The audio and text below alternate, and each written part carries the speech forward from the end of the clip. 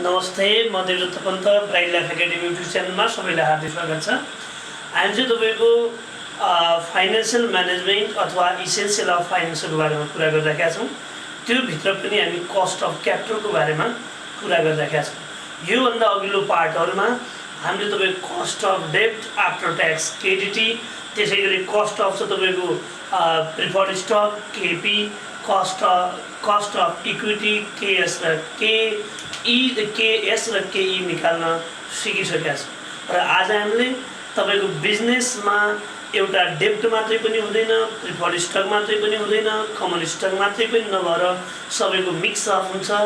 बिजनेसलाई तपाईँको कुनै पनि बिजनेसम्यानले बिजनेसलाई अगाडि बढाउनको लागि उसले अप्टिमम क्यापिटल स्ट्रक्चरलाई तपाईँको युज गर्ने प्रयास गर्छ र त्यही कारणले गर्दा उनीहरूको मिक्सअप हुने गर्छ। डिफ्रेन्ट फाइनेन्सिङ सोर्सेसहरूको तपाईँको मिक्सअप हुने गर्छ र बिजनेसलाई अगाडि मुभ गर्नको लागि कमन स्टक, प्रिफर्ड स्टक, तपाईँको इक्विटीहरू सबको तपाईँको ओभरअल सोर्सेसहरूलाई युज गरेका छौँ भने तिनीहरूको एग्रिगेटमा कस्ट निकाल्दैछौँ। त्यसलाई भन्छ weighted average cost of capital अथवा ओभरअल कस्ट अफ क्यापिटल गरेर निकाल्ने गरिन्छ।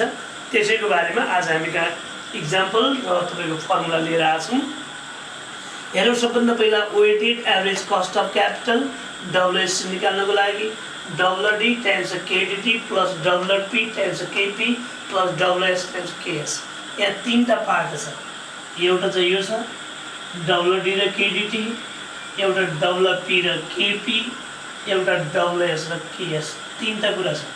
यो भने के हो भने यदि हाम्रो बिजनेसमा डब्लुडी proportion of debt, KDT cost of debt after tax, WP proportion of preferred stock, KP cost of preferred stock, WS proportion of equity र KS तपाईँको cost of equity।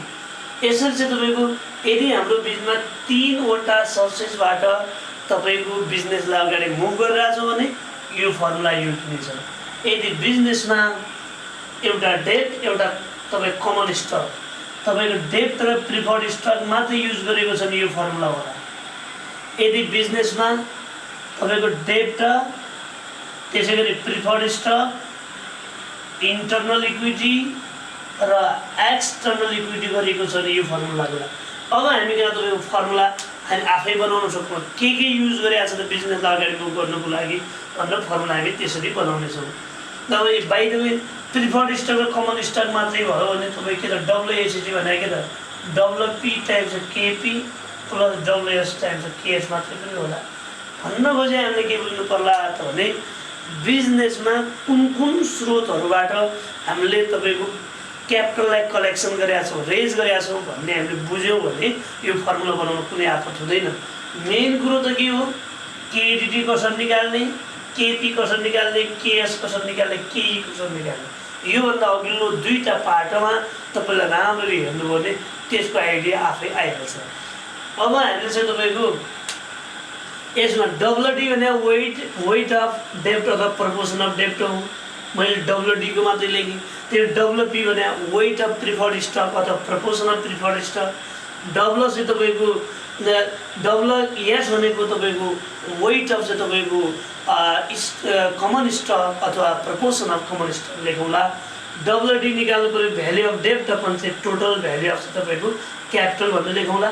अब कहिलेकाहीँ बिजनेसमा बुक भ्यालु र मार्केट भ्यालु दिए हुनसक्छ। यो वेटहरू निकाल्दा डब्लुडी, डब्लुपी, डब्लुएस, डब्लुईहरू निकाल्दाखेरि कहिले पनि बुक भ्याल्युभन्दा मार्केट भ्याल्युहरूबाट वेटहरू निकाल्नु भने त्यसलाई बेटर मानिन्छ है। यो ख्याल गर्नु होला। यो डब्लुडी, डब्लुपी, डब्लुएसहरूको बारेमा यदि दुईवटा भ्याल्युहरू दिएको छ कुनै पनि सोर्सेसको तपाईँको डेब्ट र के अरे मार्केट भ्याल्यु र अर्को चाहिँ तपाईँको बुक भ्याल्यु दिएको छ भने तपाईँ हामीले मान्नुपर्ने कसलाई हो त तपाईँको मार्केट भ्याल्युबाट वेटहरू निकाल्नेछ अथवा प्रपोर्सनहरू निकाल्नेछ। अब यसको लागि हामीले एउटा क्वेसन राख्ने प्रयास गरेका छौँ। एउटा क्वेसनमा के छ त हामी कहाँ भने calculate the missing value for each cases भनेर दिएको छ। मिसिङ भ्याल्युहरू निकाल्नु पर्नेछ। यहाँ केसेसहरू एबिसिडी भनेर दिएको छ। 4वटा केसहरू दिएको छ। यहाँ चाहिँ तपाईँको कस्ट अफ डेब्ट आफ्टर ट्याक्स केडिटी दिएको छ। यहाँ चाहिँ कस्ट अफ इक्विटी केई दिएको छ। यहाँ प्रपोर्सन अफ डेब्ट भने तपाईँको WD दिएको छ, यहाँ प्रपोर्सन अफ इक्विटी WE दिएको छ अथवा WS दिएको छ, यहाँ चाहिँ WACC दिएको छ। अझ तपाईँ कसैमा कुनै आइटम निकाल्नु पर्नेछ, कसैमा कुनै आइटम निकाल्नु पर्नेछ। हेर्नु यहाँ दुईटा सोर्सेसबाट मात्रै हामीले यहाँ चाहिँ तपाईँको इन्फर्मेसनहरू दिएको छ, निकाल्ने प्रयास गरौँ। तपाईँको फर ए को लागि फर ए को लागि हामी कहाँ तपाईँ के छ त भने हामी कहाँ WACC भने दुईटा मात्रै रहेछ। WACC भनेको WD इन्टु KDT प्लस, अब यहाँनिर KE लेख्या हुनाले मैले WS लेखिनँ, WE लेखेँ मैले, तपाईँ WS लेखे पनि हुन्छ। WE टाइम्स KE युज गर्नेछौँ। WD भनेको हामी कहाँ तपाईँको कति छ 40% 0.40 टाइम्स KDT उसले दिएको 6%। प्राय गरेर यो चाहिँ डेब्टको कस्ट अफ बिफोर ट्याक्स दिइहाल्छ, आफ्टर ट्याक्समा कन्भर्ट गर्नुपर्ने हुन्छ। तर यहाँ आफ्टर ट्याक्स भनेकै हुनाले कन्भर्ट गर्नु परेन। त्यो चाहिँ तपाईँ 6%। त्यसै गरी WE भनेको 0.60 टाइम्स KE भनेको हामी कहाँ तपाईँ कति छ 10% छ। यो छ यसो गर्ने हो भने तपाईँले यदि यसलाई सल्भ गर्नुभयो भने यो चाहिँ हाम्रो WACC आउनेछ तपाईँको 8.4%। त्यसै गरी चाहिँ तपाईँको बी नम्बरमा हामी कहाँ के छ भने बी नम्बरको लागि पनि हामीले फर्मुला त यही हो, WACC WD into KDT WE times KE। तर यो बी नम्बरको लागि तपाईँ के छ WACC कति दिएको छ 12.9%।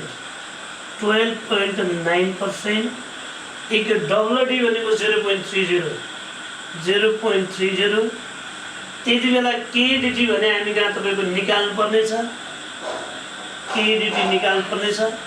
WE भनेको तपाईँको हामी कहाँ 0.70 टाइम्स KE भनेको हामी कहाँ कति छ 15%।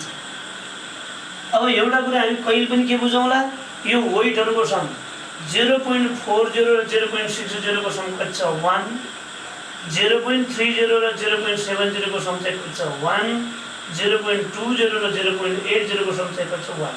यिनीहरूको सम 1, यसलाई ख्याल गर्नु होला है, यो चाहिँ हामीले ध्यान दिनुपर्ने कुरा हो। अब यसलाई सल्भ गर्दाखेरि 12.9 यी दुईटा यो 12.9बाट यी दुईटालाई मल्टिप्लाई गरेको पार्टबाट यसलाई घटाऊ, यसबाट यी दुईटैको पार्ट के अरे मल्टिप्लाईलाई घटाउने, फेरि त्यसलाई चाहिँ यसले चाहिँ के गर्नुपर्नेछ डिभाइड गर्नुपर्नेछ। यसो गर्दा हाम्रो KDT को भ्यालु आउनेछ तपाईँको कति पर्सेन्ट 8%। अब अर्को चाहिँ सी नम्बरको लागि कुरा गर्ने भने सी नम्बरमा हामी कहाँ के छ त भन्दा सी नम्बरको लागि KDT दियो, KE निकाल्नु पर्नेछ। फर्मुला त हामी कहाँ सेम त्यही हो, WACC भनेको WD टाइम्स KDT प्लस तपाईँको WE टाइम्स KE। अब WACC हामीलाई दिएको छ 10.6% छ, 10.6% इक्वल्स टु WD भनेको 0.20 टाइम्स KDT भनेको हामी कहाँ 5%। त्यसै गरी WE भनेको 0.80 टाइम्स KE हामीले चाहिँ के गर्नुपर्नेछ निकाल्नु पर्नेछ। सेम यही हो निकाल्ने तरिका। KE भने के गर्नेछौँ 10.6बाट यी दुईटैको मल्टिप्लाईहरूलाई तपाईँ के गर्नेछौँ घटाउनेछौँ र त्यो आएको पार्टलाई यसले चाहिँ के गर्नेछौँ 0.80 ले डिभाइड गर्नेछौँ। त्यसो गर्दा आउनेछ हाम्रो चाहिँ पर्सेन्ट 12%। फेरि चाहिँ डी नम्बरको लागि पनि फर्मुला त त्यही हो, WACC equals to WD times KDT plus WS times KS। यसो हो भने WACC हामी कहाँ 12 चाहिँ कति दिएको छ 6% इक्वल्स टु WD निकाल्नु पर्ने छ इन्टु KDT। KDT भने चाहिँ तपाईँको हामीले दिएको छ KDT कति छ त तपाईँको 9%। त्यसै गरी WS को ठाउँमा WS टाइम्स केएफ कति पर्सेन्ट 15%। अब यहाँ दुईटा कुरा हिडन छ, दुईटाको भ्यालु निकाल्नु पर्ने छ। दुईटाको भ्यालु निकाल्नको लागि हामीलाई एउटा कुरा के थाहा छ, माथिका सबै वेटहरूको सम 1 हुन्थ्यो भने यहाँनिर पनि डब्लुडी र डब्लुएसको सम चाहिँ कति होला त 1 होला। डब्लुडी प्लस डब्लुएस भने तपाईँको 1 हो, त्यसो भने डब्लुडी भनेको 1 माइनस के त डब्लुएस पनि हो भन्ने हामी बुझ्नेछौँ। यसो गर्दा मैले के 12.6 इक्वल्स टु डब्लुडीको ठाउँमा 1 माइनस तपाईँको डब्लुएस लेखेँ मैले, इन्टु यहाँनिर 9 लेखेँ, फेरि यसलाई लेखेँ 15 डब्लुएस भनेर लेखेँ। यो 12.6 इक्वल्स टु 9 माइनस 9 डब्लुएस प्लस तपाईँको कति 15 डब्लुएस। यसो गर्ने हो भने यसो गर्दा 12.6 माइनस 9 इक्वल्स टु यसलाई मैले यहाँ ल्याएर माइनस गरेँ, यी दुईटा यसो गर्दाखेरि यो चाहिँ तपाईँको कति छ 6 डब्लुएस आउँछ।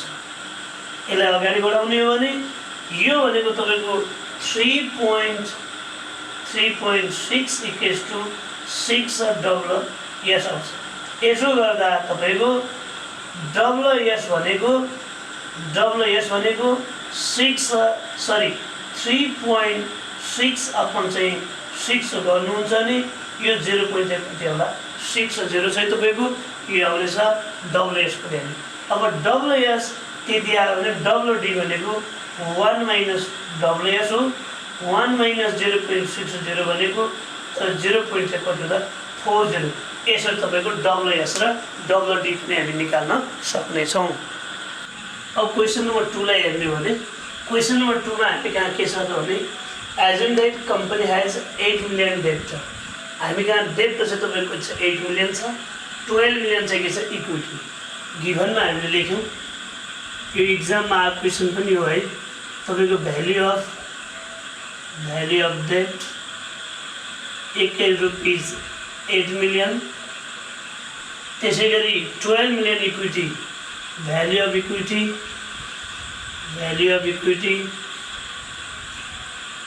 ₹12 million, value of equity 12 million छ। अब चाहिँ तपाईँको the bonds have 12% yield to maturity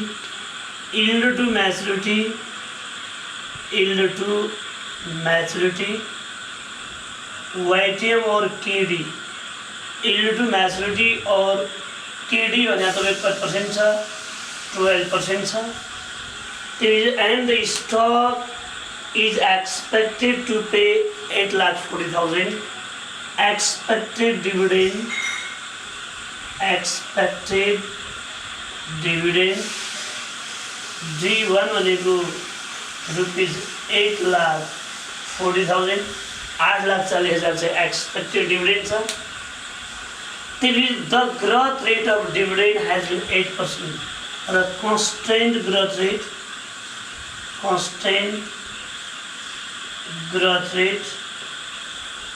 जी भनेको हामी कहाँ तपाईँको 8% छ। उसले के भन्छ is expected to continue at the same rate, अझ यसै गरी बढिराख्ने हो।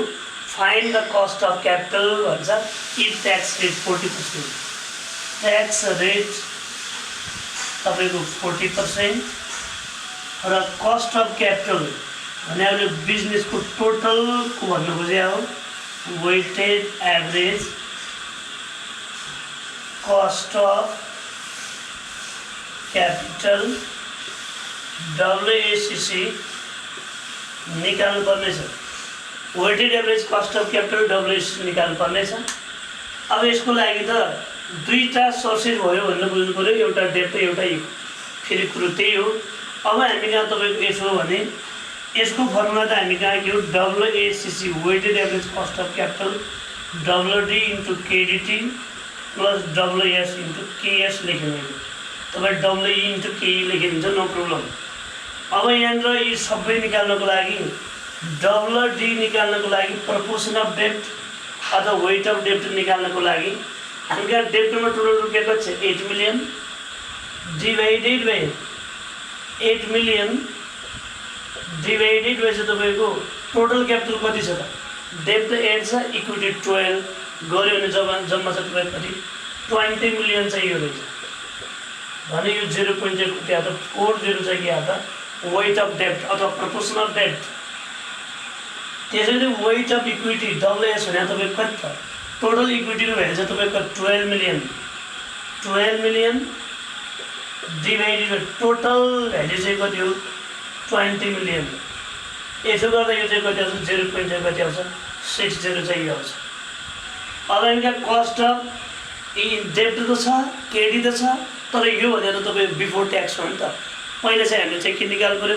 आफ्टर ट्याक्स निकाल्नु पर्यो कस्ट अफ डेब्ट आफ्टर ट्याक्स केडिटी भनेको यो त भन्दा KD into 1 minus tax KD भने हामी कहाँ यहाँ दिएकै छ केडी भने हामी कहाँ तपाईँको दिएको छ